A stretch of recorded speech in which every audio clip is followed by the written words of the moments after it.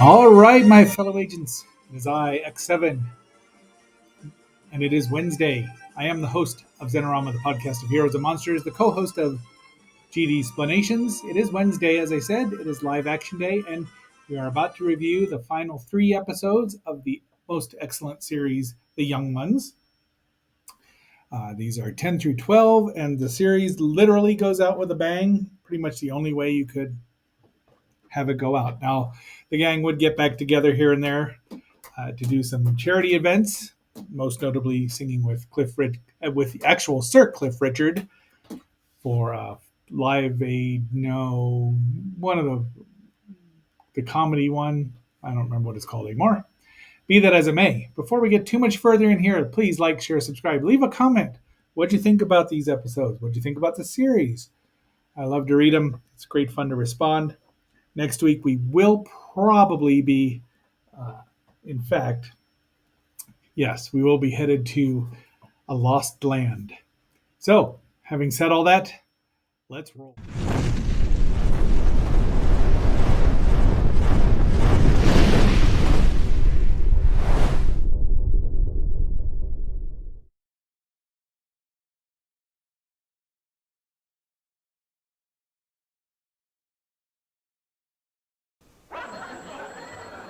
Hello?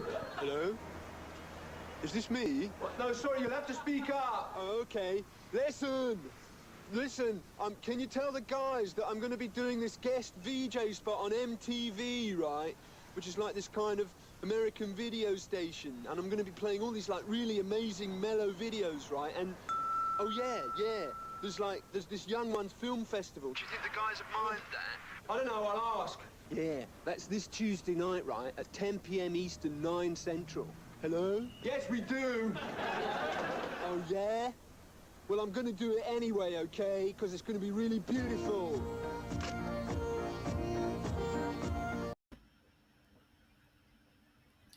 All right. Here we have the title card. Unfortunately, I didn't have, well, be that as it may, let's go. So we start out with a very strange opening for this episode. Full of puns. I didn't keep all of them, but it's called Time, and they don't mean the magazine. But it is a Young Ones production. And they did several of these. I cut it down to 2. But go watch them. They're hilarious. Alexi do anything for a joke. And then they shoot Snuggles. I wonder who, as you know, they're playing on Dallas here. E.T. Oil. Rick wants to see E.T. And she says, it's been out in the theater for over a year. He says he went 6 times, but he doesn't have the right amount of fingers. Look who E.T. is, and look at the size of the joint he's smoking. But he's giving away all their money, and everyone's being peaceful in love, and then he wakes up. Neil is back in his room with Vivian yelling at the bells of the church. Must be a Sunday. Rick wakes up, and ooh la la! There's a woman in Rick's bed. This episode was aired on the 5th of June, 1984. I saw it some 2 years later, probably. Yeah, I'd say so. So he's trying to get everyone to notice that he's the one that's going to have a girl, a woman. He's scored. He thinks he's scored. Vivian's trying to get rid of his hangover. And Mike is reading the stack of Sunday papers. And you can, if you want to know about the bishop and the actress, if you want to know how to be a star, yes, I am quoting Joe Jackson proudly and happily from his first LP, Look Sharp. Trevor is living in a bin there. Rick calls Neil a long-haired elephant. And, you mean like a woolly mammoth? And then they get into a discussion. Neil gets into a discussion about it, and he was right. Vivian's dynamite doesn't work to get rid of his hangover, and this is our first scene of Alexi, and that was it. This is how bad Vivian's hangover is. As someone who doesn't generally experience hangovers too much because there is one cure for there. What's the good thing? What's a good thing for a hangover? Drinking heavily the night before. I try not to do that. The Easter Bunny shows up in June. That was what the. Now Rick is still trying to get everyone to know he needs 2 cups of tea because he's got a guest and nobody cares. They're drinking heavily the night before, the cause of a good hangover. Now they want to know now he's said that he's got a young lady in the bed, and they want to know in great detail about that he's done it. Yeah. Then she shows up. Oh my gosh. He said he'd done it with you. That means Rick is still a sissy virgin. That's a running gag for the rest of the show. It doesn't work. It turns out that the woman is a psychopathic axe murderer, but nobody married her. Her name is not Harriet, hard-hearted Harriet. It's not even Rose, jailbird Rose. But she's about to kill Mike until the bulb goes out because Neil stinks. And then Amazulu performs Moonlight Romance. I'm not familiar with Amazulu aside from here. Reggae ska pop band from the 1980s, 5 women and 1 man. I'd join that band. There they are. And they're a fun band. I mean, it wasn't my thing at the time, but I like them a lot more. Rick says, or SPG says Amazulu, and actually SPG Amazulu. I'm a Norwegian. I think something like that. Then they shoo the band out. They're like, all right, get out. Show's over. So they're doing things a little differently. Normally they barely acknowledge the band or they let them go on. So Neil's got to change the light bulb. He also relieves himself and it doesn't change his overall trajectory. Doesn't anybody have a Hoover around here? Mike's hitting on the girl. Then we got a night of the square table because you can't get much square of the place. Shut up, Mike. The horoscope says flares are coming back in. Some 40 years later, alas, they have come back in. I am a virgin. Not for long, you're not. And Rick blows up the villager. Or actually, Vivian blows up the villagers, though Neil thinks he has. He's committed a bit of a faux pas. Now they're surrounded by... They've been transported back in time, and we get a Scooby-Doo shout-out. And now we've got Alexi's second bit, and he's playing on a game show, torture, and and they just like, well, what happens? And then they just say, "Sod it," and they stop. So then we go into episode 11, Sick. Now, spoiler alert, the Farrelly brothers did not invent gross humor. They Rick and company were doing it long before, so this episode's a little gross. Everyone is sick. Vivian's telling that guy in the mirror to get well, you bastard. But look it's green and gross, and Vivian throws a bottle of vodka, a Molotov cocktail, because he's had enough. He's had all he can stands. He can't stands no more. But that petro bomb really cleared up my sinuses. Hi. Agent K has shown up. Why do I have this fish in my bed? Well, it's not in your bed, Mike. So we get some more violence, and then they stick Neil's head out the window because he's sneezing out great big bogeys. Hits this guy in the head, which starts off a chain reaction of a riot on the street. All right, you're done. I love you, but you have to get down. So they put his head in Rick's laundry bag, and you can see there's green all over them. The toilet eats the plunger. And then we have Madness singing Our House, which had already been a hit by then, both here in the States and in the UK. It's I don't know why they wouldn't have done One Step Beyond, but I guess it's about the house. They're playing fake instruments and just having a good time while everyone races around. I forget how often they played this, and I know all the words still. Oops, let's get back over here. Mike says this is the kind of, gentrification gets rid of all this fun stuff in the street. And he goes to the chemist, hits on the chemist who doesn't show up. The band gets involved in the fight, so they were lip syncing, of course, but They just cut the record and off they go into a fight. So here's the army's called out. Brian Damage Belofsky gets away. Vivian is performing acupuncture on Neil. Rick's making his reservations for dinner with the chemist, who's not going to show up. That's somebody we'd call the pharmacist over here in the States. Brain Damage Belofsky shows up, and he clears up Neil's sinuses, scares him enough. And I don't even remember what SPG's saying, but Vivian's mom shows up and cracks him a good one right in his family jewels, and gives him an empty bottle of vodka. And off it's empty. Up yours, ugly. And then Brian is still threatening them, and then suddenly Neil remembers his parents are coming around to tea. So everyone's cleaning up. We get a Shakespeare, a Macbeth ode. And there's Neil's parents, who are very well-to-do upper class. Almost say, And Neil's running around as a dirty hippie. Go figure. Yes, mommy. And Rick's pretending to study hard. And now they're all upset because they're on this awful program, and now they want to watch. I don't even remember what this thing is called, but that does really look like Harry Potter, doesn't it? Then The Good Life, has Felicity Kendall on it, and Vivian goes on an epic rant. Probably should have included that one. It's hilarious. It was quite the epic rant,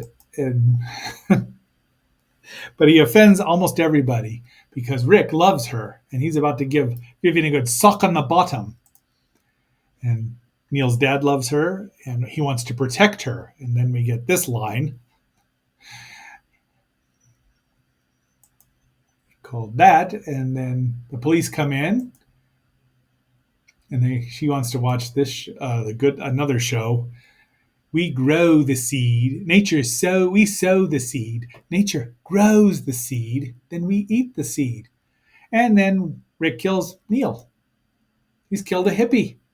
These guys show up with a ton of manure, and then Rick calls him a garden gnome. The garden gnome says no, and he kicks him. Then he buries Neil in quick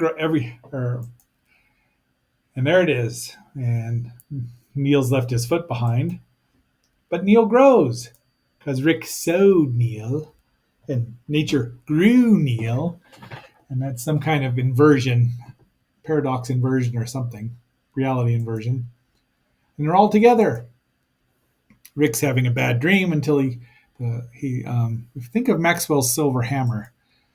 And then his conscience yells at him, and they wake up, and he thinks he's missing Neil, orange peel.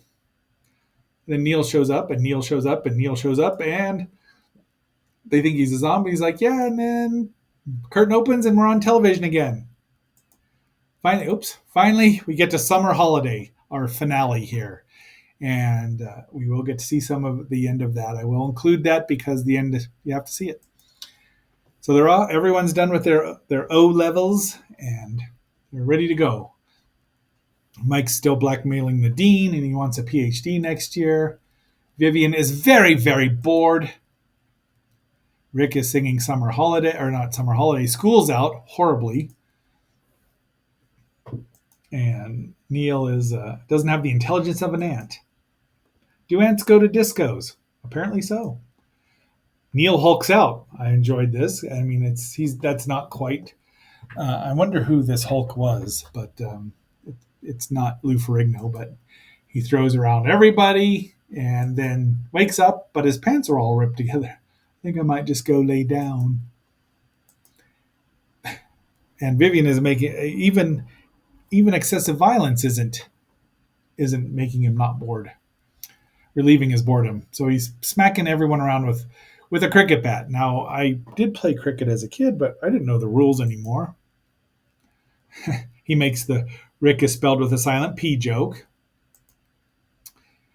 And they're playing Botticelli, which is some game like charades, but who knows. And they go inside. They're still bored. Oh, Neil gets he keeps coming down and saying, surprise! But he keeps getting biffed. and you light the stumps and collect the ashes. Apparently, that's some sort of cricket thing, but Neil or Rick is the stumps. They put him out. It's Neil's birthday. You made him a cake. Somebody is drawing on him, and then Elephant Head shows up. I suppose this is a character that we would have known in England, but not in the States. Elephant Head gets killed because they dropped the scenery on him. Neil's having a birthday, and everyone's very bored because they don't have any lager or booze. I don't know if that's a real beer. Looks like it's a pale, a lager or some kind of pale ale. Oh no, my party's having a row. Oh, telly time. And the guy's playing, they're signing off, and he's like, Hawkwind or Marillion. Now, Marillion was a band that had one hit in about 86 or so called Kaylee. And the video's, I don't know, it's supposed to be romantic, but it can look a little disturbing from a certain point of view. But they were a neo-prog rock band, so you know my feelings of prog rock. Go to bed, Spotty, after Rick tells him no television's going to tell him what to do. It's the apocalypse. Vivian goes on a destructive spree. And then, oh yeah, Rick, your parents called, or somebody called, they called for you, your parents are dead. I believe so, piss face. And, Vivian sorts him out once again with the cricket bat. This one does not have the hook on it that the one in the first season did. And then Jerzy shows up, their landlord. And he's telling them how much he owes them, how much they owe him in back rent and everything that he smashes stuff up. And yeah, they hate him. He's the worst landlord. But if you didn't get yourself your 3D effect, there it is. Brilliant, eh? Oh, geez, that monster must be for Canadian. There's Elephant Head. They charge him for that. And I never knew I wore a wig. And he throws him out. He evicts him right away. And then the god strikes him down. And then we get the John Otway performing Body Talk, which is these two guys, a guitarist. And they're keeping the boys awake who are sleeping in the alleyway out back, I would assume, somewhere. Rick decides he's going to be a destitute. But who'd want to have sex with you? Dawn is rising, and there's Dawn. And she's got her O levels, and the grades are out. Rick propositions her for money, and she's like, how much have you got? Because she was open to it, apparently, but she wanted to be a destitute as well. And she needs him in the family jewels. The mailman shows up who's read their O levels, and they all failed, but Neil was top out of the four of them. So Rick goes mental. Now we've got a Gone with the Wind speech from Mike. And off they go. They've got a plan. Psh, psh, psh, psh. But they're going to rob a fascist pig bank, those bully boys. They've got guns, which are actually water pistols. And off they go. There's a real bank robber who might or might not be holding a water pistol. I mean, this looks stupid when they did it, even in Bosom Buddies, when they had a wig like that. I mean, maybe that's a wig, maybe it's not a wig, but it looks ridiculous. Look at all the money. I'm sure this is a joke. Film property department. And Rick actually accidentally gets the money, and then Vivian crashes the car, and he's distraught. He's killed SPG, who goes up to heaven. Rick leaves, but he comes up. Oops. And then, so from here, Rick leaves, and now we have this final scene. And then I'll be back to talk about the end. Oh, yeah? Oh, yeah. Oh, no.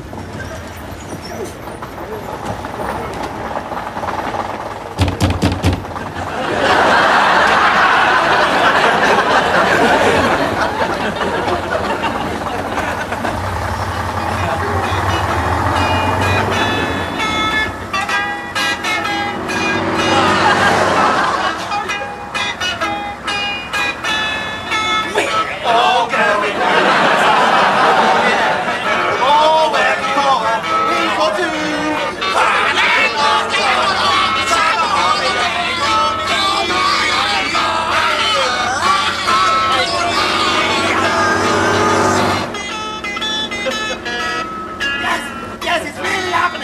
Basingstoke, 35 miles! Yes! Yeah, this is what I call riding round in a double-decker bus. I'm on board the Freedom Bus, heading for Good Time City, and I haven't even paid my fare! Look, what we really need is to pick up some great girls whose car's broken down, and then they can do all the cooking and cleaning. Yes, girls like Una Stubbs! Una Stubbs! Yeah, fantastic, we can all play charades. Ha! More like nudie broad games. What's the difference? There'll be plenty of chicks for these tigers on the road to the promised land. This is it! It's really happening! Who needs qualifications? Who cares about Thatcher and unemployment? We can do just exactly whatever we want to do! And do you know why? Because we're young ones! Bachelor boys! Crazy, mad, wild-eyed, big-bottomed anarchists! Look out! Clear!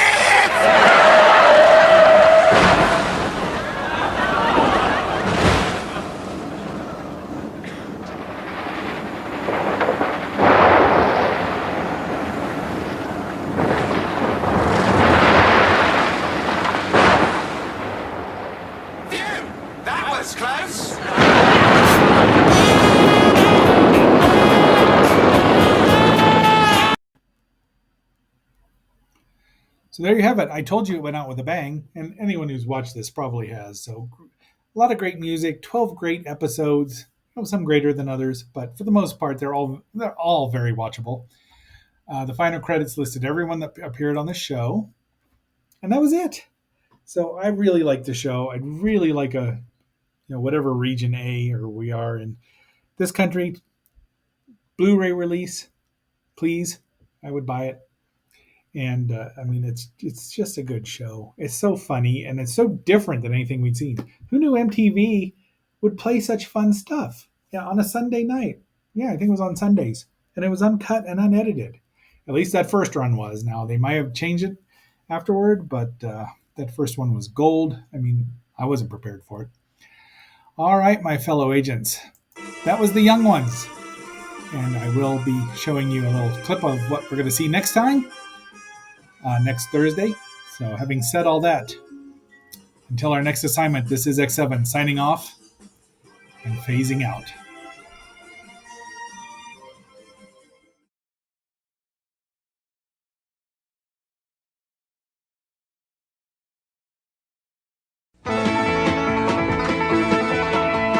Marshall, Will, and Holly on a routine expedition met the greatest earthquake ever known. High on the rapids, it struck their tiny raft and plunged them down 1,000 feet below to the land